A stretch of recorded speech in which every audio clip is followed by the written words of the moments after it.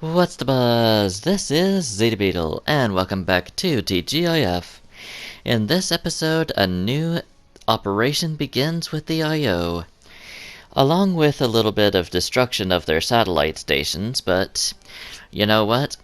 In their own twisted ideals, this is actually going according to their plan, so let's get to it. Where eventful episodes are concerned, this picks up exactly where the last episode left off. Well, sort of, anyway. And, the reason I say that it kind of, picks up where the last episode left off is the very first challenge on the list is destroy satellite station equipment. My notes say destroy satellite stations themselves, but there's only so much that you can write on a single piece of paper, you know. So, yeah. I have more complete notes in a notebook, but not of this particular episode, per se. So, here, I'm going to be diving down to one of the few main locations where you can find one of those saucers. Because those are pretty much my favorite vehicles of all time. Like, they have the maneuverability of the helicopter with the added power of a, oh wait, never mind. I thought I was going to the UFO, but I instead seemed to be going straight into a satellite station. Now don't ask me why, because I don't really know. So, oh, now I do. Alien artifacts. Ah, jeez.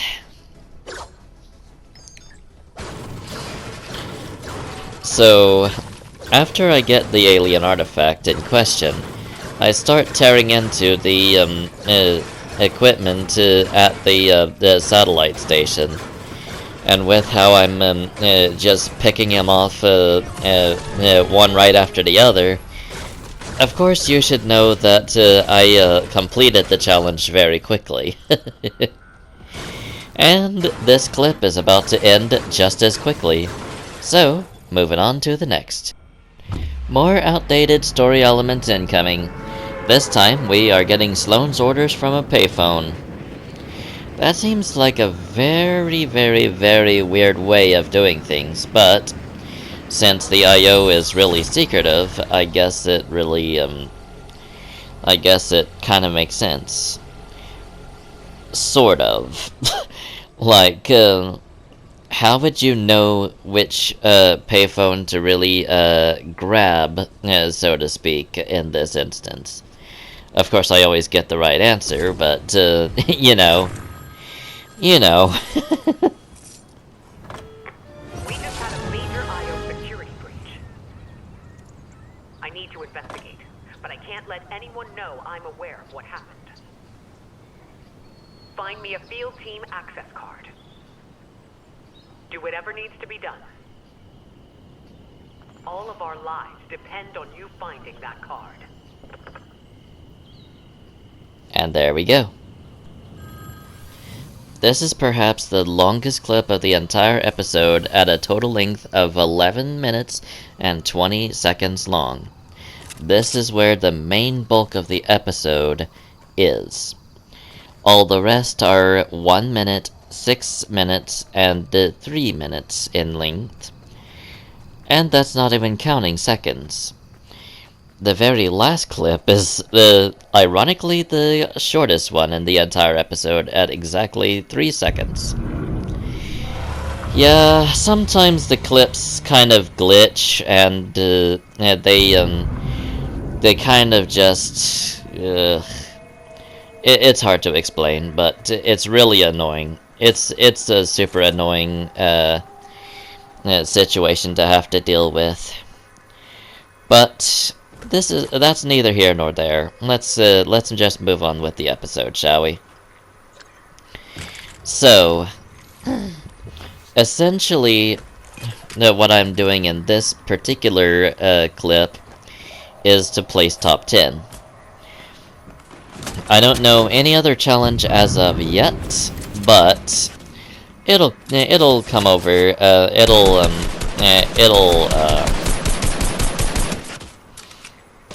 It'll pop up. So whenever I make these clips, and I've been editing them to where they'll be shorter, and they'll be up at the top so that I can actually get to them easier. And that's relative, considering that I am also at the same time working on my part of the Score War, which will be released later this year. So, really and truly, even though I looked into them recently, like, I recently saved this as a new video clip on the 6th, and that has been a couple of weeks ago, and my memory doesn't last that long, honestly. So aside from what I've got on my notes here, there's really nothing else that I can tell you about this round, except for what I see. And of course, that happens to be me restoring my health via campfire. I don't usually stoke the campfires due to the fact that that costs more wood, and Iron Juster kind of need materials to pull off an emergency defense technique called the cottage maneuver. I would say metal cottage, but it's not always metal per se. Metal is just one of the things that we prefer, and even in Desert Zone Wars, where we actually pull this technique off, even in Desert Zone Wars, it's not always metal. It's often wood at first, and then metal. So, yeah. And this is especially dangerous in later seasons, starting from this one right here, as a matter of fact, because firefly jars and flare guns are a thing. And if you've learned anything from the real world, hopefully, it's that wood is flammable. So, if you get hit by, if your wooden structure gets hit by a flare gun or firefly jar, it will go up in flames, and you will be barbecued if you're touching wood, basically. So I would really urge caution when you're building with wood, because in a situation like that, or if Fortnite decides to bring lightning back, according to Marty Chester, you will be barbecued in your own wooden structure if lightning hits it, or if somebody hits it with a flare gun, dragon's breath sniper, or firefly jar. Or dragon's breath shotgun if they ever decide to bring that back. Personally speaking, I don't expect it to come back at full power, because I and Jester have the same opinion about this, but people complain way too much about the power of the weapons. Like, they'll just say, "Oh, this is overpowered. You need to vault this or nerf this or something. Just make it more..." But look at it from a less experienced player's point of view, if you would. Like, sure, in the hands of a pro, yeah, it is overpowered. But when it is used by somebody who is new to the game, they get a fair chance, most of the time, to play against the big boys. So at least consider it from the noob's point of view, and at least try to figure out some sort of compromise that that makes the most people happy, at least. I mean, come on. Pros, the people that say that it's overpowered aren't the only audience you have. Anyway, enough about that rant for now. Let's move on with the round at hand, and the fact that I got engulfed by the storm once more. As you heard me say a while ago, I do place top 10, so I must do something right. And I do have some bandages where I can restore my health. So, so that's pretty good. Lettuce and mushroom came out of that produce box.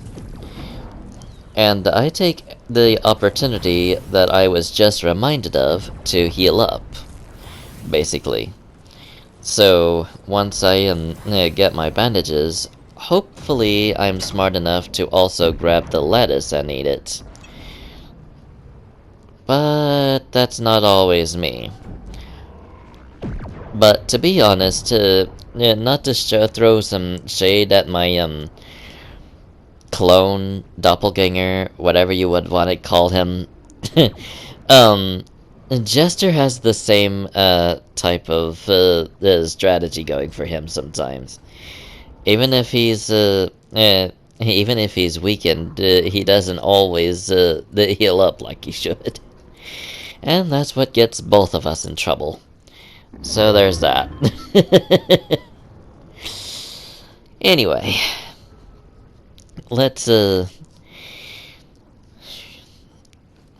so I start moving here. Sometimes I have a habit of writing down some notes, and while I don't necessarily know where those notes are, I don't think they specify day or time, so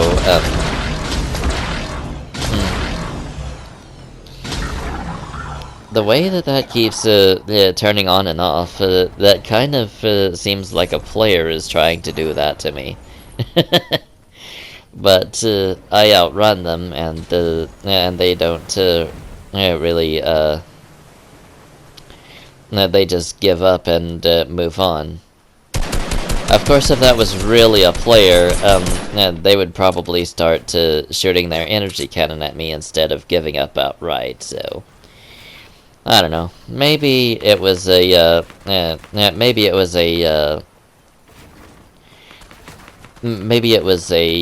the trespasser that was just glitched or something. I don't know. But I was going at no more than running speed, and it was still having trouble picking me up. Okay. And I say no more than running speed, even though sprinting wasn't really released until Chapter 3. More specifically, I believe, Chapter 3, Season 2, back when Jester was doing that, was up against the IO. Yeah, I watch Jester's content because I try and monitor and see if there are any copyright strikes between the two of us. So it's kind of a necessary evil, if that makes sense. So this guy fires his shotgun twice into me, and I am taken out. But not without placing number 4 just outside of bronze. Well, back to your regularly scheduled story element here. I am now going for collect access card from an IO guard. So, essentially, I just had to take out an IO guard and get their access card in order to look into some information of some sort. I forget exactly which. Anyway, I pretty well succeed in my mission, and then immediately get it taken out afterwards, I think. I wouldn't be the slightest bit surprised, but could be wrong. Also wouldn't be too surprised about that, because my memory is not that great, honestly. Like, even though I looked into this weeks ago, I still don't remember everything that goes on in this clip, so yeah. That's a good that is a big reason why I have notes here. I don't have that great of a memory span, so it's it's just that.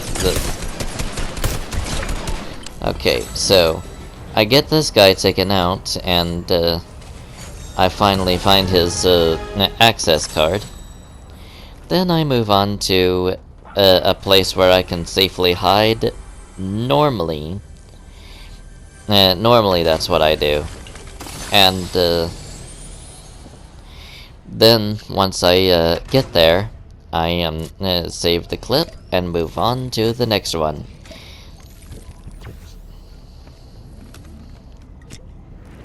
Alrighty, here's probably the second longest clip in the whole thing at 6 minutes and 32 seconds. This one features the challenge to plant wiretaps. This challenge was not a one-shot, trust me. At least not in one clip. I may have done it in one round, but due to my wanting to keep the clips as short as possible during this season, and failing most of the time, I do end up either editing them down to shorter links, or just having them naturally have those short links by saving just a little bit after I get through with the mission. So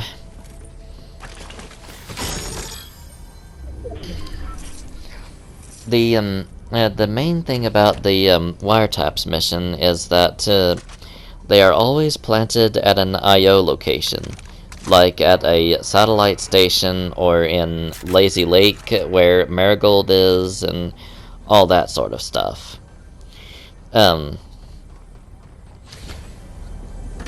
So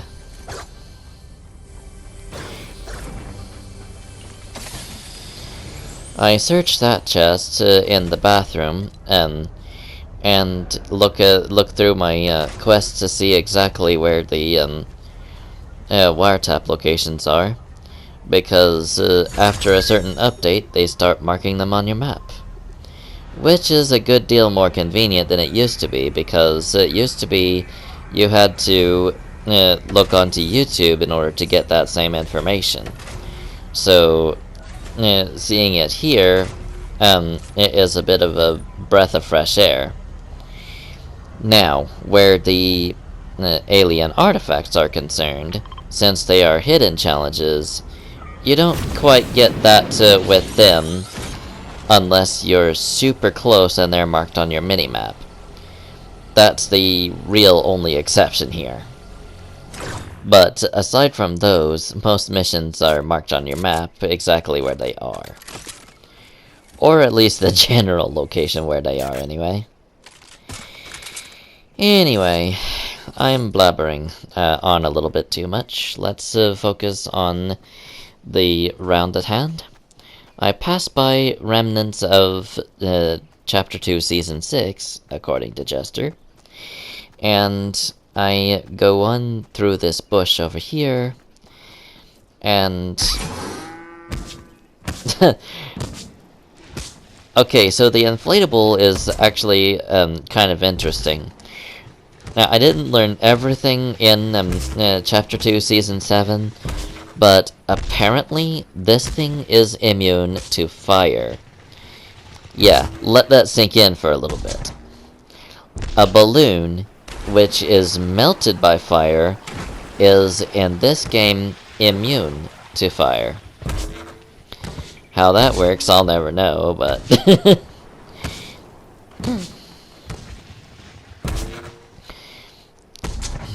What I know about this thing is that you are immune to fall damage while you have this active. So, unless there was a glitch at some point, which is very possible because it was disabled for a little bit. But I don't know if the glitch had to do with fall damage or something overpowered that that the developers didn't intend to happen. But either way, I got the point at Lazy Lake done, and then this guy starts coming after me, at low health, no less, and I start moving on to the next wiretap location. Unfortunately, though, as I said before, I don't get them all done. I get 2/3 of the challenge done in this clip, either by getting taken out or by just simply saving the clip before it got too long. But the biggest thing here is that this was not a one-shot. So, I'm here at Catty Corners, which is apparently an IO location, because one of the wiretap locations... Well, no, actually. I was supposed to be at Redacted, which is a landmark that supposedly had the Chapter 2 vaults. But, either way,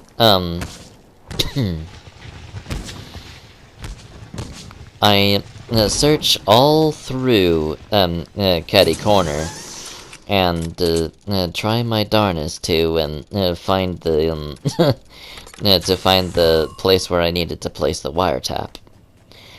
Never putting two and two together to see that hey, it's actually supposed to be at Redacted. Go to Redacted and get the wiretap placed there. But we're coming to the end of the clip, so we're about to see exactly what happens to see if why it's not a one-shot. Obviously, I was not taken out because this is the continuation clip. Apparently, this was just getting too long, and I was thinking, hey, you need to get this saved, and you need to make sure that you get all the challenges done here. So that's how it goes.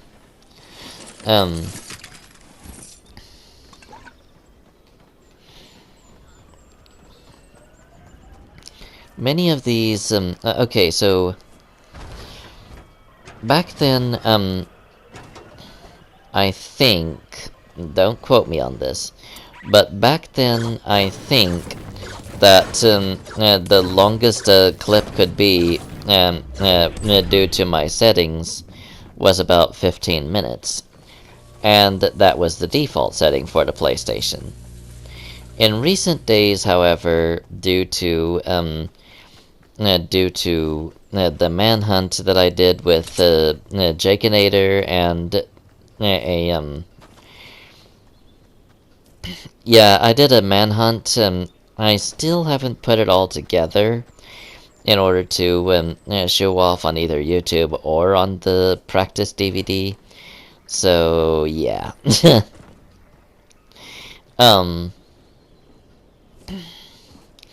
I'm not even sure how I would be able to show it off on YouTube now, because one part of that manhunt was already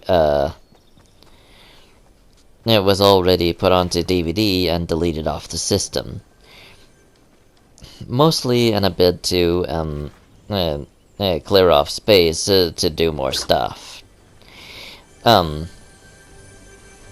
But the point is, ever since that manhunt, the clip length has been extended from 15 minutes to an hour.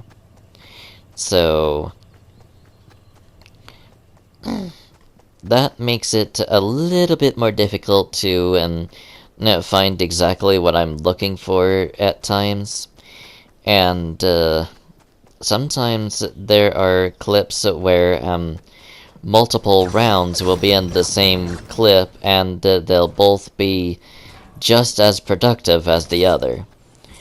So here is where I finally put two and two together and figure out that the wiretap is supposed to be planted at redacted. The next thing is where, and the answer is right there. And that seems to be all I have time for today. Join me in the next episode when I use shield potions, mind wipe Bunker Jonesy, talk to Spec Ops, talk to Bunker Jonesy, hit weak points, and talk to Rick Sanchez. In the meantime, though, thank you so much for watching. I hope you enjoyed, and I will see you all next time. Until then,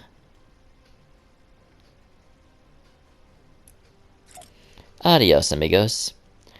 Also, the last challenge clip that I had was no voice clip because I didn't have the time.